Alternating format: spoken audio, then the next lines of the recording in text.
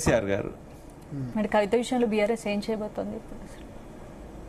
దూరంగా ఉండాలని, అంటే ఎవరైతే కార్యకర్తల నాయకులు ఉన్నారో ఇద్దరి మధ్య ఏదో గొడవ అవుతున్నది, దూరంగా ఉందామని నిర్ణయం తీసుకున్నట్టు మొన్న ఎయిర్పోర్ట్ కి ఎవరు పోలేదు కాబట్టి, ఆమె కార్యక్రమాలకు కూడా ఎవరు రావట్లేదు కాబట్టి అర్థమైతా ఉంది. అంటే ఇక్కడ ఒకటి ఇవాళ ఒక ప్రధాన పత్రికలో వచ్చింది, కాంగ్రెస్ పార్టీలో చేరేందుకు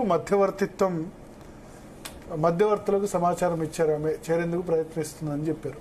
దాన్ని సాయంత్రం తీవ్రంగా ఆమె ఖండించింది. ఆమె ఎవరి ద్వారా పోతుంది మధ్యవర్తులు అంటే?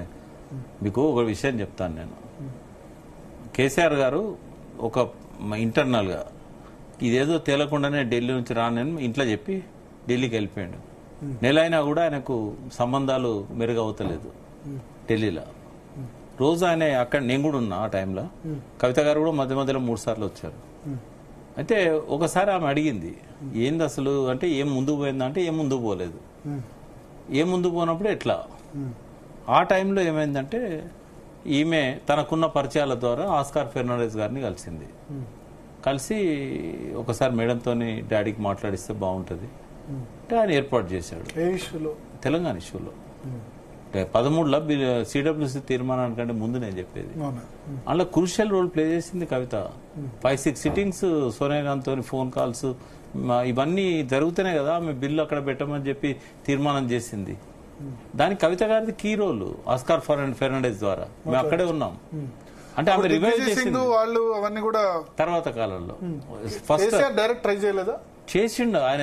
అక్కడ ఆయనకి ఎవరు కాంటాక్ట్ లోకి రాలే. అదేంది, కేసీఆర్ మంత్రిగా ఉండి ఉన్నాడు కానీ ఇప్పుడు అక్కడ ఎట్లా ఉంటది అంటే మ్యాటర్ ఆఫ్ ట్రస్ట్, కొంత ట్రస్ట్ సమస్య కూడా ఉంటది. ఈయన విలీనం చేస్తానంటాడు, చేస్తాడో చేయడో. ఊరికే పెట్టిందా సోనియా గాంధీ బిల్లు? 100% విలీనం చేస్తామని చెప్తేనే పెట్టింది. ఆ కన్వర్జేషన్ ఎట్లా స్టార్ట్ అయింది?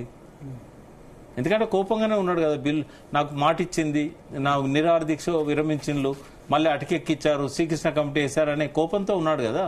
ఆ సంబంధాలు రివైవ్ కాలే చాలా కాలం దాకా. అక్కడ క్రూషియల్ రోల్ ఆమె పే చేసింది. అంటే తెలంగాణ కోసమే వాళ్ళ డాడీతో ఆ సంప్రదింపులు సోనియా గాంధీతో అరేంజ్ చేసిన ఆమెకు ఇక్కడ మధ్యవర్తులు కావాలన్నా కాంగ్రెస్ లో కలవడానికి? మధ్యవర్తులు అంటే డైరెక్ట్ గా సోనియా గాంధీతో అయితే మాట్లాడగలుగుతుంది. సేమ్ ఆస్కార్ ఫెర్నాండెస్ అప్పుడు, ఆమె తర్వాత పార్లమెంట్ లో 5 ఏళ్ళు ఉంది. ఉన్నప్పుడు ఆమెకు రాహుల్ గాంధీతో నేరుగా మాట్లాడగలుగుతుంది. అట్లేం లేదు, ప్రాబ్లం అది కాదు. ఆమెకు అది కాంగ్రెస్ లో పోవాలనే పిచ్చి ఆలోచన ఆమె అస్సలు చేయదు. ఎందుకంటే ఆమె మెచ్యూర్డ్ పొలిటీషియన్.